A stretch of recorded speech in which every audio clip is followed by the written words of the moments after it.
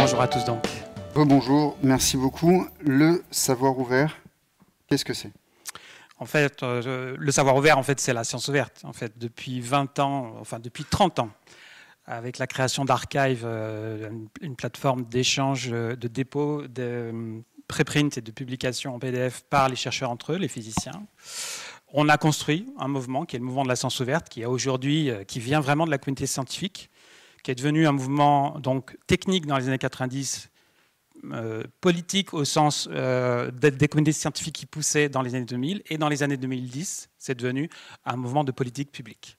Et du coup, en novembre dernier, il y a eu une recommandation de l'UNESCO sur la science ouverte, qui est le parachèvement mondial d'un mouvement qui vient des chercheurs et qui est devenu une politique publique qui a pour hypothèse qu'il faut ouvrir les savoirs, les publications, les données, tous les fondements, les méthodologies, tous les fondements de la production scientifique pour plusieurs raisons.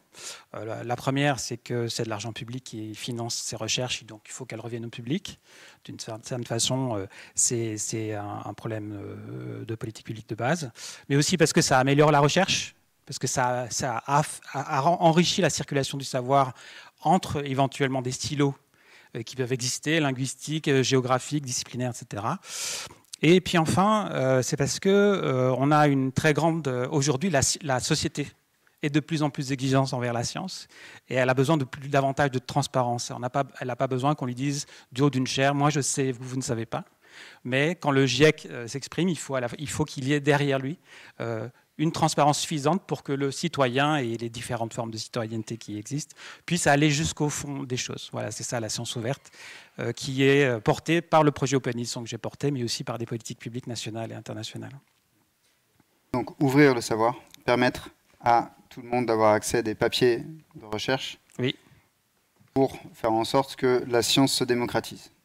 Que c'est un bon résumé de la situation. Oui, c'est un des résumés. Alors la démocratisation, c'est une des dimensions politiques. Il y a d'abord l'efficacité, donc c'est pour faciliter la circulation à l'intérieur de l'académie. Mais dans la vidéo, je crois qu'on comprend cette hypothèse aussi, qui en avait formulé dès les années 2000, c'est qu'on allait ouvrir au-delà du monde académique. Alors les premières études qui ont été faites, pas par nous, en Amérique du Nord et en Amérique du Sud, ont déjà montré que les publics qui utilisent les grandes plateformes comme Open Editions, mais là c'était sur des plateformes d'Amérique latine, Cielo et Redalyc, qui ont chacune plus de 1000 revues, donc c'est vraiment des très grosses plateformes, avec des très grosses fréquentations. Vous avez entendu ce qu'a dit Marie Pellin.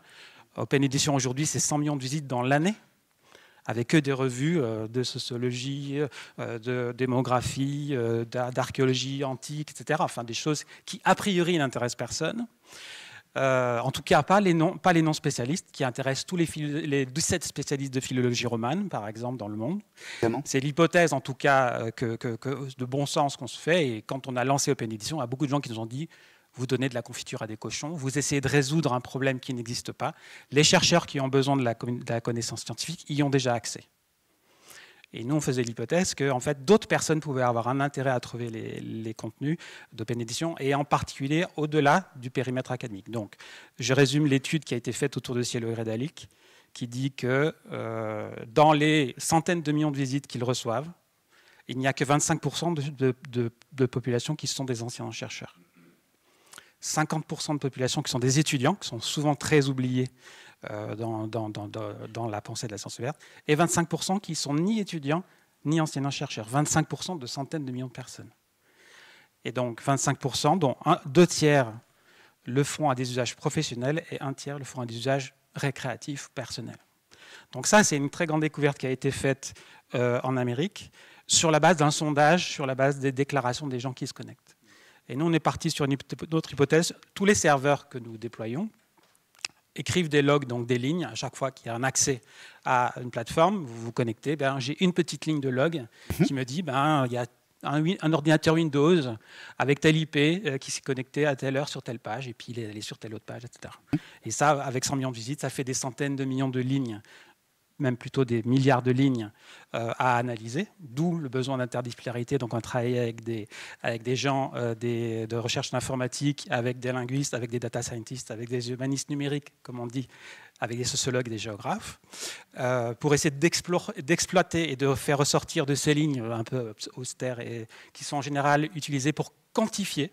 On a beaucoup de visites, super, pour essayer de dépasser la quantification et de passer à la qualification. Or, il y a plein de problèmes méthodologiques pour arriver à répondre à la question quels sont les publics de nos plateformes. Vraiment plein de problèmes. Et donc, nous, on a mis en place 2 méthodologies différentes qui, toutes les deux, montrent des usages non académiques. Bon, la première, qui est celle du lecteur inattendu, elle essaye de détecter des pics inattendus dans la fréquentation. C'est l'exemple de Topito. C'est avec cet algorithme qu'on a détecté que Topito nous avait cité et qu'on a pu remonter le fil de l'enquête. Oui. Et il y a un cas beaucoup plus massif qui est celui d'un article qui pose la question: est-ce qu'on a le droit dans le Coran de représenter le prophète Mohammed? Et c'est un article sur notre plateforme qui avait entre 100 et 600 visites par mois, ce qui est déjà pas mal. Je veux rappeler à tout le monde qu'une revue en sciences humaines et sociales a 300 abonnés. Si elle a 300 abonnés papier, elle est très très heureuse, d'accord. Et donc là, un seul article recevait entre 100 et 500, 600 consultations par mois, ce qui est significatif. Et puis, c'est passé quelque chose en janvier 2015. Elle est passée à 113 000 consultations. Donc, une multiplication par 345 de la fréquentation. Puis, cette fréquentation a baissé, mais elle n'a pas baissé. Elle est restée très élevée ensuite. Qu'est-ce qui s'est passé? Il s'est passé un attentat au prétexte qu'on n'avait pas le droit de caricaturer le prophète. On a assassiné des gens, vous connaissez l'histoire. Et donc, il y a 113 000 personnes qui se sont dit « mais qu'est-ce qu'en dit l'histoire, qu'est-ce qu'en dit la sociologie ?» et qui sont allés voir cet article. Évidemment, je vous invite, je ne vous donne pas la réponse, je vous invite à augmenter, à faire un nouveau pic de fréquentation sur cet article. Est-ce qu'on a le droit de représenter le prophète? Et vous verrez qu'il y a des gens qui sont spécialisés de ça et qui peuvent y répondre sérieusement plutôt que sur des plateaux de télévision. Donc ça, c'était une fréquentation qui nous récompensait notre travail. On avait ouvert en ne sachant pas qui allait le lire et finalement, c'est le citoyen qui s'est interrogé sur le sens d'un événement dramatique en France. En fait, on a détecté des centaines d'autres cas qui peuvent être anecdotiques comme Topito, qui peuvent venir de forums. Dans des forums, il y a des gens qui disent « comment est-ce qu'on vivait au Moyen-Âge » Et à la fin, dans la 17e réponse, il y a quelqu'un qui répond avec la recette d'une soupe médiévale qui est publiée chez nous et qui a fait venir plusieurs milliers de personnes du forum. C'est tout à fait inattendu. On n'avait pas du tout imaginé cette fonction sociale-là. On la couvre aussi. Bref, ça, c'est la première méthodologie. Essayer de détecter ce qu'on appelle les outliers, c'est-à-dire les anomalies statistiques, et essayer ensuite de les qualifier en allant faire une petite enquête sur chaque cas. Il y a une autre approche qui a été utilisée. Vous savez que dans Wikipédia, il n'est pas autorisé que vous écriviez votre propre fiche. De cette façon, les gens du ministère de l'Intérieur ne sont pas invités à annoter la fiche du ministère de l'Intérieur. Comment font les Wikipédiens pour essayer d'éliminer cette autopromotion et cette transformation du discours sur des grandes institutions? En fait, ils collectent une base de données des IP des grandes institutions. On a récupéré cette base d'IP et on l'a croisée avec nos milliards de lignes de log. Et la réponse est donc la suivante, ça on l'a déjà expliqué dans la vidéo, donc c'est bien, je peux vous expliquer 2 fois avec une autre... On va quand même devoir à un moment parler d'Amidex dans toute cette initiative, mais j'aimerais... non mais Alors, je fais de mon mieux pour ne pas tomber dans cette discussion qui m'intéresse énormément, cependant... il y a quelques personnes. Oui, je vais expliquer. En fait, tout ce que je viens de dire, quand je dis on, c'est grâce à Amidex. Ça va? Alors... ça va? Oui, on a répondu à un appel à projet interdisciplinarité voilà. Sous le nom du projet Appropriation du savoir ouvert. Et donc, les méthodologies de lecteurs inattendus et les méthodologies que je vais décrire sur les IP ont été déployées avec des financements d'Amidex. Donc, on avait développé pendant 20 ans une plateforme qui avait beaucoup d'usages, mais on ne savait que le nombre. Et avec le projet interdisciplinarité d'Amidex, on a pu qualifier les usages.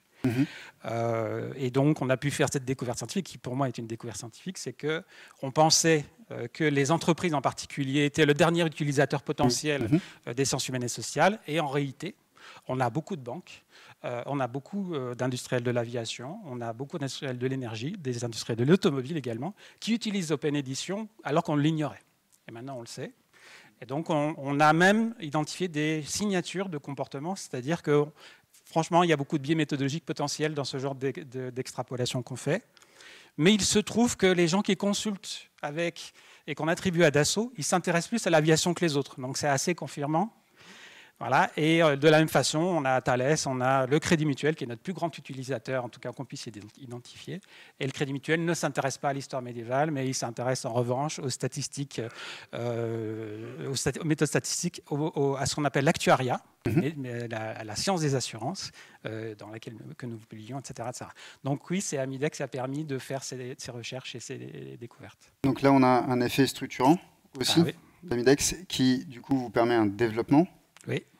Qui est maintenant confirmé, parce que c'est quand même une actualité qui date de 2017, oui. Si je m'abuse. Et maintenant, quelles sont les prochaines étapes pour le savoir ouvert? Alors, et quel est l'impact? Je ne vais pas vous lâcher comme ça, je sais très bien à quoi je m'expose. Quelles sont les prochaines étapes? Et surtout, quel est l'impact dans la société civile auquel on peut s'attendre? Alors, à titre personnel, pour moi, le travail consiste à porter la bonne parole des Marseillaises au ministère de la Recherche, puisque au même moment où on a été lauréat de ce projet, j'ai été aussi invité par la ministre à la rejoindre pour travailler au ministère de la Recherche. Je ne répondrai pas sur l'autonomie, je ne suis pas compétent. Mais en revanche, sur la science ouverte, je peux le dire, puisque depuis 5 ans, je porte le plan national pour la science ouverte français, et je le porte à l'échelle nationale avec beaucoup d'énergie, et à l'échelle internationale, puisqu'on a tout un tas d'actions avec l'UNESCO, le CDE, je l'ai dit tout à l'heure.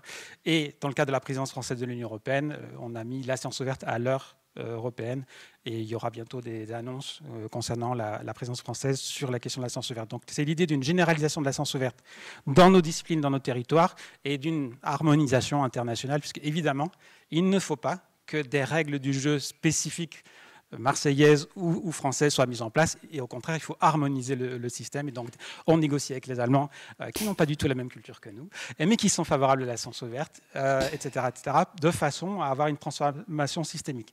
Et du coup, il y aura un impact de société, puisque ce qu'on arrive à détecter après 20 ans d'efforts, mais qui était quand même petit par rapport à la trajectoire, on peut espérer que 100% à terme des publications scientifiques françaises soient en accès ouvert. Aujourd'hui, on est autour de 65%. Et ça progresse. Et surtout, on s'attend à ce qu'il y ait des réutilisations des données. Vous connaissez, alors c'est un point, et j'en terminerai là parce que je sais que le temps court, c'est un point qui n'intéressait pas beaucoup de gens jusqu'à ce qu'arrive une grande crise sanitaire qui s'appelle la crise Covid. Et vous avez entendu tous parler de Covid Tracker, etc. Et là, ça a montré la puissance de l'open data. C'est la même chose que sur les publications. On disait, vous allez voir, ça changera les choses. Et les gens disaient, ouais, ça n'intéresse personne, la diffusion de données. Et bien en fait, ça intéresse des gens qui en font une lecture, une exploitation différente de celle du producteur. Et donc, notre travail, c'est de favoriser la réutilisation de données. D'une certaine façon, c'est du recyclage et donc de l'optimisation environnementale, si on veut. Mais c'est surtout une source, de nouvelles découvertes, et d'appropriation par diverses couches de la société, par définition imprévues. Par définition, il y a des répondant à des questions et à des besoins qui n'étaient pas prévus par de la technostructure dont on le connaît, le fait qu'elle est lente et difficile, etc. Et donc, l'exemple de Covid Tracker montre que la saisie des données scientifiques peut avoir un intérêt sociétal à très court terme. Merci beaucoup, Martin Dacos, pour cette intervention. Merci.